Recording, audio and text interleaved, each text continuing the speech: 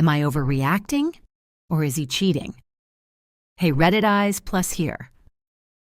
My husband and I have been together for several years, navigating the ups and downs that life threw at us. He's a cop, and I always admired the dedication he had for his job. Being married to someone in law enforcement came with its own set of challenges, but I trusted him, or so I thought.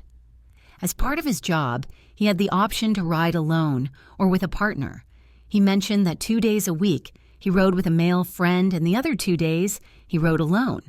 This seemed perfectly normal, and I didn't give it much thought. We maintained our routine, texting consistently during his work nights with the occasional FaceTime or phone call. However, a nagging feeling began to gnaw at me. Something felt off, but I couldn't quite put my finger on it. One evening, after we had a few drinks, I went to our bedroom and noticed his Apple Watch. I knew his password, so I decided to take a peek. As I scrolled through the messages, I stumbled upon a conversation with an unsaved number. Curiosity got the better of me, and I clicked on it. What I found was a stream of messages between my husband and a female coworker. It turned out that they had been riding together 2 nights a week, something he had kept from me. My heart sank as I realized I had been lied to. I felt a rush of emotions, confusion, anger, and betrayal.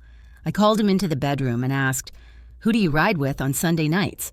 His response was nobody. I repeated the question and he became defensive, asking why I was questioning him. I pressed further, saying, "Okay, so if I look at your phone, I'm not going to see texts about it?" He confidently handed me his phone, and sure enough, there were no messages from the unknown number. Not even in his recently deleted texts. He had wiped them clean. At that moment, I lost control. I threw his phone across the room, demanding answers. He tried to calm me down, but I was hysterical. Why had he lied to me? Who was this woman? The conversation went nowhere, and he ended up sleeping on the couch that night.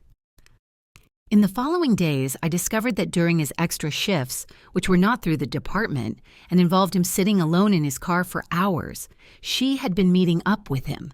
When confronted, he claimed he didn't think I'd be comfortable with him riding alone with a female, so he chose to hide it from me. His explanation made me feel worse. If it was just a platonic friendship, why hide it? Why delete the messages? The betrayal I felt wasn't just about the physical aspect, it was the emotional deceit that hurt the most. We decided to start couples therapy, hoping to rebuild the trust that had been shattered.